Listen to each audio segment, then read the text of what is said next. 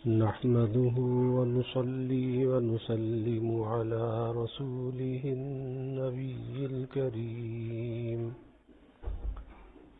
وعلى آله وأصحابه أجمعين. اللهم صل على سيدنا ومولانا محمد وعلى آل سيدنا ومولانا محمد وبارك وسلم صلاة وسلاما كثيرا كثيرا. توفیق الہی اپنے مرشد پاک کی برکت سے حکیم الامت مجدد الملت حضرت تھانوی رحمۃ اللہ علیہ کے مواعظ کا سلسلہ چل رہا ہے. الاتمام لنعمت الاسلام کے نام سے حضرت کا یہ وعظ چل رہا ہے، جس میں بات چل رہی تھی کہ اسلام پر عمل کرنے کے لیے، دین پر چلنے کے لیے نہ نوکری چھوڑنی پڑتی ہے، نہ بیوی کو چھوڑنا پڑتا ہے، بلکہ اگر سلطنت ہے، بادشاہت ہے، اس سلطنت اور بادشاہت کے ساتھ بھی انسان دین پر، اسلام پر عمل کر سکتا ہے اور اللہ کا تعلق وہ حاصل کر سکتا ہے. ابراہیم ابن ادم رحمۃ اللہ علیہ کا واقعہ بیان کیا کہ جب سلطنت چھوڑ کر نکلے تو صرف بدن پر کپڑے تھے اور کچھ بھی نہیں تھا، اور پھر جو استغنا انہیں سلطنت کے وقت حاصل تھا اس سے کہیں زیادہ استغنا بعد میں حاصل ہو گیا. فرمایا کہ اس قدر مستغنی تھے کہ حال سلطنت میں بھی اتنے مستغنی نہ تھے. جب سلطنت کو چھوڑ کر گئے تو ایک کنویں میں وضو کرنے کے لیے ڈول ڈالا. کل یہ واقعہ چل رہا تھا. اس کو جو کھینچا تو بڑا وزنی معلوم ہوا. جب نکالا تو دیکھا کہ دراہم سے بھرا ہوا ہے. اس کو الٹ دیا، پھر ڈالا، سونا بھرا ہوا آیا، پھر اس کو الٹ دیا، پھر کھینچا تو جواہرات سے بھرا ہوا آیا. اب رونے لگے. اللہ سے عرض کیا کہ یا اللہ، آپ میرا امتحان لیتے ہیں، آپ میرا امتحان لیتے ہیں. امتحان کے لائق تو نہیں، لیکن میرے قلب میں اگر ان کی قدر ہوتی، سونے چاندی جواہرات کی، مال و دولت کی، دینار و دراہم کی، اگر ان کی قدر ہوتی تو سلطنت ہی کیوں چھوڑتا. میرا امتحان نہ لیجئے، اپنی رحمت کے صدقے مجھے پانی دے دیجئے، مجھے وضو کرنا ہے، نماز کا وقت تنگ ہوا جاتا ہے. دیکھو ان کا دل کتنا قوی تھا. اور اب تو یہ حال ہے کہ اگر نوکری بھی چھوڑی تو اس لالچ میں چھوڑتے ہیں کہ اس سے زیادہ ملے، اور لوگ بزرگ سمجھ کر ہدیے تحفے زیادہ دیں. چنانچہ ایک بیرسٹر صاحب کا قصہ ہے کہ اس نے ان تحریکات میں نوکری چھوڑ دی اور ایک انجمن کا صدر ہو گیا. بس ہزاروں روپے اس بہانے سے کما لیے اور ساتھ کے ساتھ نیک نام بھی ہو گئے کہ جی دیکھو خدمت اسلام کے لیے انہوں نے نوکری چھوڑ دی، تو اس نام پہ کما لیا تو نیک نام بھی ہو گئے. کہ ایسے خادم اسلام ہیں کہ بیرسٹری چھوڑ کر انجمن کی خدمت کے لیے تیار ہو گئے. سبحان اللہ، دین کا بہت خیال ہے. یہ حقیقت تھی ان کے اسباب معاش چھوڑنے کی، مگر حقیقت شناس اس حالت میں بھی پرکھ لیتے ہیں. پرکھنے پر سر سید کی ایک بات یاد آئی. وہ ہم ان کے مخالف ہیں، مگر انصاف یہ ہے کہ جیسے ان کے عیوب کو ہم ظاہر کرتے ہیں، ویسے ہی اگر ان میں کوئی خوبی ہو تو اس کو بھی ظاہر کر دینا چاہیے، چاہے وہ ہمارا مخالف ہو. اگر اس کے اندر کوئی خوبی ہے اسے ظاہر کرنا چاہیے. اور قرآن شریف کا بھی یہی طرز ہے.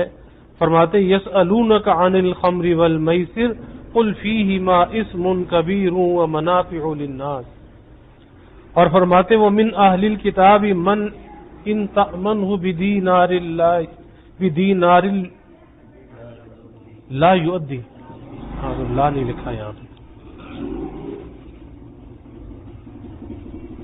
بدینار لا یؤدیہ الیک ومنہم من ان تأمنہ بدینار لا یؤدیہ الیک الا ما دمت علیہ قائما. غرض سر سید امور دنیا میں بڑے عاقل اور مسلمانوں کے محب اور بہت خیرخواہ تھے.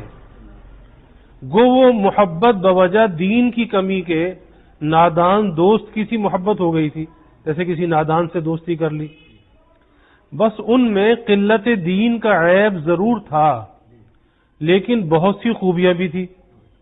گو اس عیب نے سب خوبیوں پر پانی پھیر دیا جو قلت دین کا عیب تھا. غرض ان سے کسی نے کہا کہ فلاں مقام پر ایک بزرگ ہیں، ان سے آپ ملیے، وہ بڑے متوکل شخص ہیں. انہوں نے کہا میں بھی ان کو جانتا ہوں، یہ بھی ایک دنیا کمانے کی ترکیب ہے کہ لوگ ہم کو متوکل سمجھ کر زیادہ ہدایہ اور تحائف پیش کریں گے.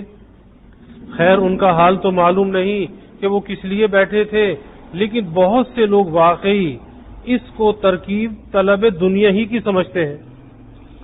بہتوں نے اس کو حصول دنیا کا ایک ذریعہ بنا رکھا ہے، تو ایسے لوگوں کو ضرورت ہی کیا نوکری چھوڑنے کی، کیونکہ چھوڑ کر بھی دنیا دار ہی رہے. نوکری چھوڑی تب بھی دنیا دار رہے. اس سے تو نہ چھوڑنا ہی اچھا کہ جھوٹے دعوے سے تو بچے. الغرض سلف کے قلوب قوی تھے، وہ چھوڑ کر گھبراتے نہ تھے. ان کے لیے ملازمت چھوڑ دینا بجا تھا، اور ہم ضعیف ہیں، ہمارے قلوب میں ضعف ہے. آج ہم اگر ملازمت سے استعفیٰ دے دیں توکل کو تو کل کو پچھتانے لگیں گے. آج استعفیٰ دے دیا جذبات میں، اور کل کو پچھتائیں گے کہ بہت برا کیا نوکری چھوڑ دی. اس لیے ہمارے لیے ملازمت چھوڑ دینا بے جا ہے. ہم کو چاہیے کہ جب اس کا جوش اٹھے، ملازمت چھوڑنے کا، کاروبار چھوڑنے کا، جب اس کا جوش اٹھے اس وقت ہوش سے کام لیں. سب سے بڑی بات تو یہ ہے کہ کسی مقتدا کی رائے پر عمل کریں، کسی سے پوچھ لیں، جو وہ کہے اسی کو اختیار کریں. اپنی رائے کو اس میں اصلاً دخل نہ دیں، کیونکہ مریض کی بدبختی ہے علاج میں اپنی رائے پر عمل کرنا، اور خوش قسمت ہے وہ مریض جو اپنے کو طبیب کے حوالے کر دے، اپنے کو طبیب کے حوالے کر دے اور اس کے کہنے کے موافق عمل کرے. غرض وہ عہدے دار انگریز نوکری چھوڑ کر آیا تھا، اس کے چند شبہات تھے. وہ کہتا تھا اگر وہ شبہ رفع ہو جائیں تو میں مسلمان ہو جاؤں گا. جب وہ تھانہ بھون آیا تو اتفاق سے میں اس زمانے میں مکان پر نہ تھا. اس انگریز کی قصبے میں ایک جنٹل مین صاحب سے ملاقات ہو گئی. انہوں نے اس انگریز سے سوال کیا کہ تم مسلمان ہو کر کیا کرو گے؟ اب یہ کون کہہ رہا ہے؟ مسلمان کہہ رہا ہے. تم مسلمان ہو کر کیا کرو گے؟ جہاں پہلے سے 10 بدماش ہے وہاں تم بھی ایک اور بڑھ جاؤ گے، اب 11 ہو جائیں گے. استغفر اللہ استغفر اللہ. گویا ان کے نزدیک اسلام نام بدماشی کا ہے. افسوس کس قدر شنی کلمہ ہے. پھر لوگ کہتے ہیں کہ مولوی مسلمانوں کو کافر بناتے ہیں.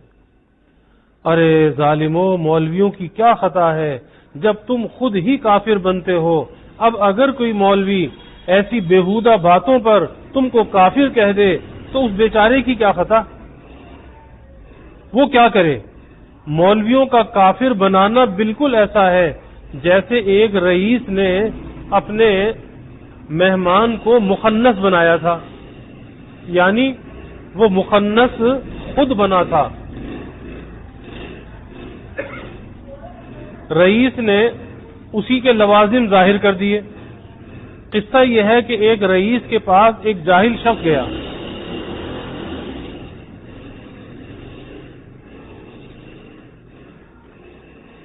ایک رئیس کے پاس ایک جاہل شخص گیا. وہاں کچھ اور مہذب بھی تھے جنہوں نے کچھ دیر تک باتیں کی. جاتے وقت ایک نے کہا کہ میں جناب سے اب مرخص ہوتا ہوں. اس اناڑی نے بھی اس لفظ کو سنا.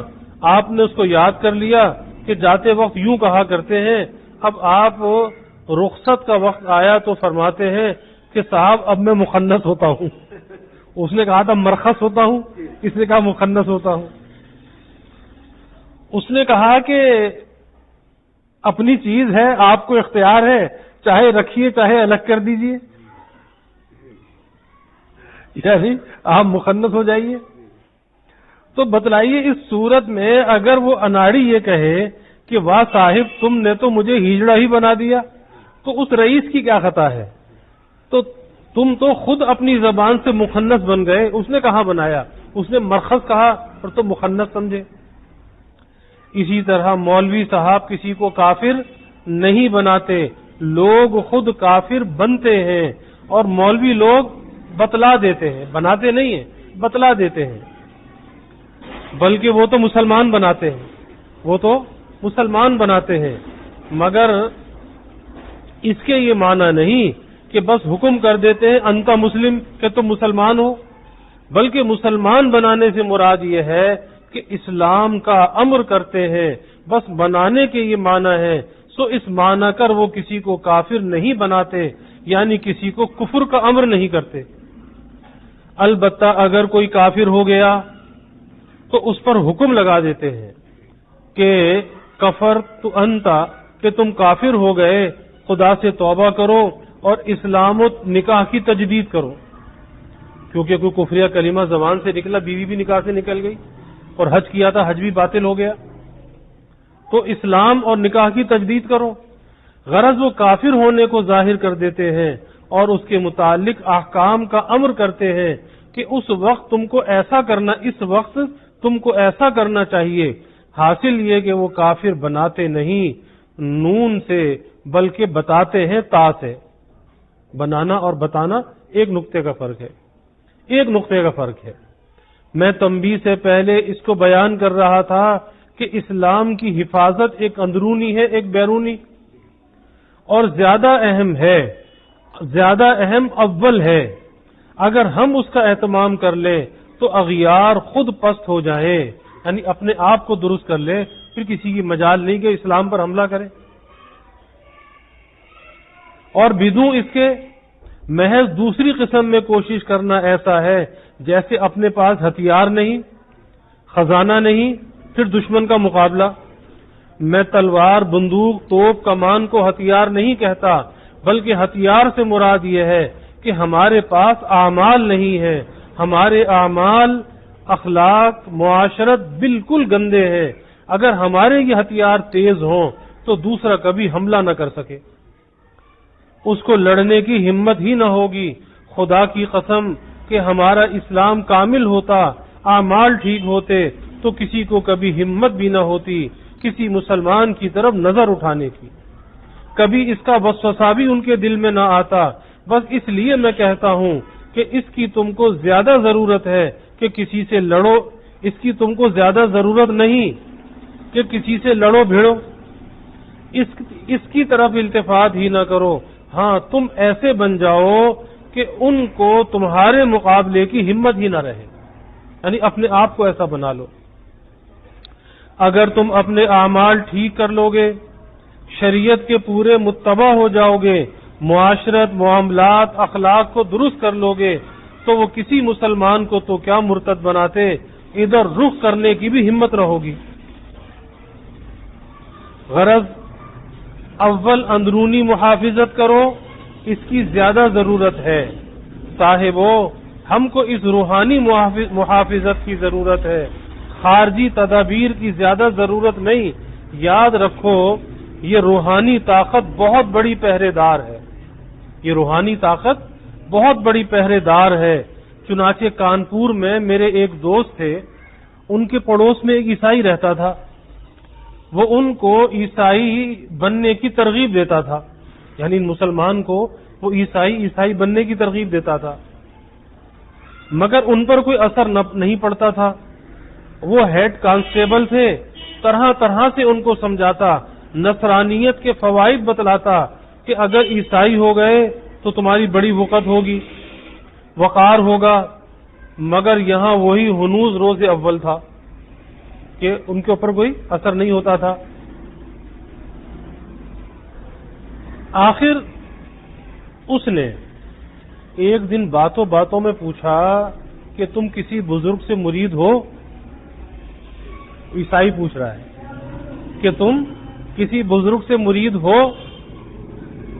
انہوں نے جواب دیا کہ میں کسی سے مرید تو نہیں، میں کسی سے مرید تو نہیں ہوں، البتہ حضرت مولانا گنگوئی رحمت اللہ علیہ سے حسن عقیدت رکھتا ہوں، ان سے مجھے محبت ہے۔ وہ کہتے تھے کہ جس روز سے اس کو معلوم ہوا کہ میں مولانا گنگوئی رحمت اللہ علیہ کا معتقد ہوں، اس روز سے اس کو مایوسی ہو گئی۔ پھر اس نے کبھی مجھ کو عیسائیت کی ترغیب نہیں دی، بس وہ حالت ہو گئی الیوم یئس الذین کفروا من دینکم۔ دیکھیے، حالانکہ پولیس کے غوائل کے سبب، یعنی پولیس میں کتنی کرپشن ہوتی ہے اور پولیس ہمیشہ سے ایسی ہے، تو پولیس کے غوائل کے سبب ان کا اسلام خود کامل نہ تھا، مگر ایک کامل الاسلام سے ان کو تعلق تھا۔ صرف اس تعلق کی وجہ سے مخالف ان سے مایوس ہو گیا اور سمجھ گیا کہ ان کو عیسائی بنانا مشکل ہے۔ جب صرف ایک کامل الاسلام کے ساتھ تعلق کا یہ اثر ہے، پھر اگر کوئی خود کامل الاسلام بن جائے، نماز روزہ ادا کرے، زکوٰۃ دے، حلال حرام کا خیال رکھے، ہر کام دین کے موافق کرے، کوئی بات خلاف شرع اس سے صادر نہ ہو، تو دوسرا شخص دیکھتے ہی سمجھ لے گا کہ یہ کامل الاسلام ہے، پورا مذہبی شخص ہے۔ اس کے دندان آز اس کی طرف کبھی تیز نہ ہوں گے، کبھی کاٹنے کے لیے اس کی طرف نہیں دوڑے گا، بلکہ کند ہو جائیں گے۔ پکے مسلمان پر کبھی کسی کافر کو بہکانے کی ہمت نہ ہوگی، اس کو کبھی نہیں چھیڑے گا، بلکہ کوسوں دور الگ رہے گا۔ ہم کو خود اپنی حالت کی فکر نہیں، سراپا امراض میں مبتلا ہیں لیکن اس کا علاج نہیں کرتے۔ اب اگر علاج کی فکر ہوئی تو کیا دوسرے سے لڑائی بڑائی شروع کر دی، یہ اس کا علاج کرتے ہیں۔ غرض جو اصل علاج تھا یعنی اپنے اعمال کی اصلاح، اس کو تو پسے پش ڈال دیا، اور جو حقیقت میں علاج نہیں اس کے در پہ ہو گئے، اور ہماری وہ حالت ہو گئی جس کو مولانا روم رحمت اللہ علیہ ایک کنیز کے بارے میں فرماتے تھے، ہر چے کردند از علاج و از دوا، رنج افزو گشت و حاجت نہ روا۔ پھر آگے اس کی وجہ بتلاتے ہیں، بے خبر بودند از حال دروں، استعیذ اللہ مما یفترون۔ اور اسی کو طبیب الہی نے کہا، گفت ہر دارو کے ایشا کردہ ان، عمارت نیست ویرا کردہ ان۔ تو جیسے وہاں جتنی دوائیں کی گئیں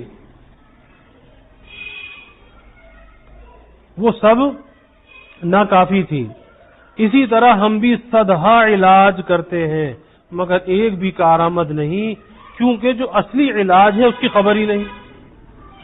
آخر اس کی وجہ کیا ہے کہ اصل علاج سے غافل ہے اور جو علاج نہیں اس میں مشغول ہے۔ اس وقت اس کی ایک بڑی وجہ یہ بھی ہے کہ ہماری عادت یہ ہو گئی ہے کہ ہم کو اپنے گھر کی بات تو ناپسند ہے اور غیروں کی بات پسند ہے۔ اپنے گھر کی دولت کی قدر نہیں، دوسروں کی طرف للچائی ہوئی نظروں سے دیکھتے ہیں۔ بس جو غیروں کو کرتے ہوئے دیکھا وہی خود کرنے لگتے ہیں۔ اول کو کچھ کریں گے ہی نہیں، اور جو کریں گے بھی تو غیروں کو دیکھ کر، جو وہ کریں گے یہ بھی وہی کریں گے، تو یہ تو ان کا پورا اتباع ہو گیا۔ مثلا تبلیغ اسلام ہی کا کام ہے، اول تو کسی کو اس کا خیال ہی نہ تھا، ہوش ہی نہ تھا، مدہوش پڑے تھے۔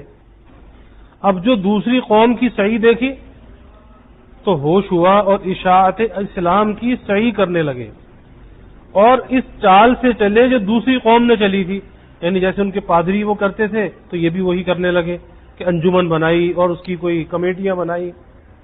صاحبو، اس طرح سے ہر بات میں دوسری قوم کا اتباع، اس کے تو معنی یہ ہوئے کہ ہمارے مذہب میں، ہمارے اسلام میں کام کرنے کا کوئی طریق ہی نہیں۔ نعوذ باللہ، کس قدر غلط خیال ہے۔ پھر نتیجہ یہ ہے کہ جو کچھ ہم دوسروں سے لیتے ہیں ہم کو اس میں کامیابی نہیں ہوتی اور ان کو ہو جاتی ہے۔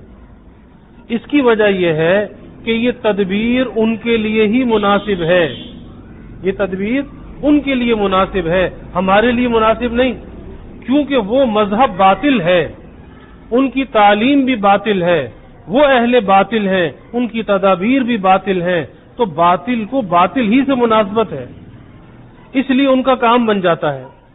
اور ہمارا مذہب حق ہے، ہم اہل حق ہیں، ہم کو تدبیر باطل کافی نہیں ہو سکتی، لہذا ان میں ہمیں ناکامی ہوتی ہے، پس اہل حق کو تدابیر بھی حق ہی کرنا چاہیے۔ حق کو باطل سے مناسبت کیسے ہو سکتی ہے؟ حق کو حق ہی سے مناسبت ہوتی ہے اور باطل کو باطل سے۔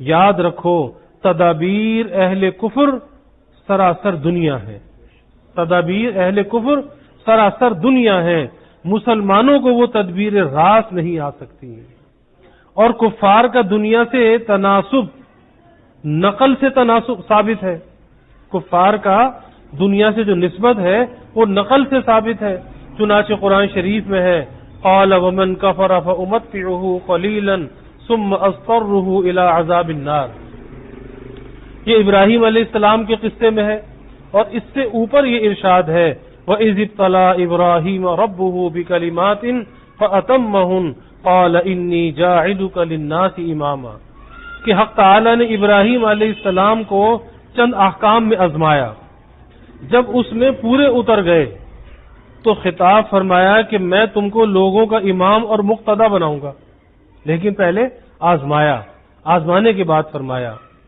قال ومن ذریتی، ابراہیم علیہ السلام نے کہا اور میری اولاد میں سے بھی بعض کو امام اور پیشوا بنائیے، قال لا ینال عہد الظالمین، ارشاد ہوا کہ امامت ظالم کافر کو نہیں مل سکتی، یعنی ذریت میں سے، پھر مناسبت مقام سے درمیان میں خانہ کعبہ کا ذکر فرمایا اذ جعلنا البیت مثابۃ للناس وامنا، ہم نے خانہ کعبہ کو مقام امن اور لوگوں کا مرجع فی العبادت بنایا، واتخذوا من مقام ابراہیم مصلی، اور پھر اس کے آگے فرمایا وَإِذْ قَالَ إِبْرَاهِيمُ رَبِّ اجْعَلْ هَٰذَا بَلَدًا آمِنًا، کہ یا اللہ اس مقام کو امن والا شہر کر دے، وَارْزُقْ أَهْلَهُ مِنَ الثَّمَرَاتِ، اور اس میں رہنے والوں کو پھل بھی دے، مَنْ آمَنَ مِنْهُمْ بِاللَّهِ وَالْيَوْمِ الْآخِرِ، جو اللہ پر اور قیامت پر ایمان لائے۔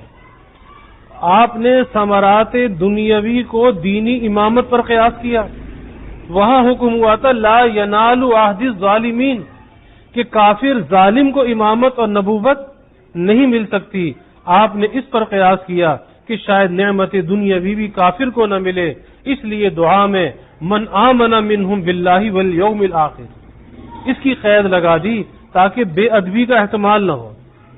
اللہ تعالی نے جواب دیا وَمَنْ كَفَرَ فَأُمَتِّعُهُ قَلِيلًا ثُمَّ أَضْطَرُّهُ إِلَىٰ عَذَابِ النَّارِ وَبِئْسَ الْمَصِيرُ، عام مفسرین نے تو اس کی اور تفسیر کی، مگر حضرت قاضی ثناء اللہ صاحب پانی پتی رحمت اللہ علیہ نے تفسیر مظہری میں ایک عجیب تفسیر کی۔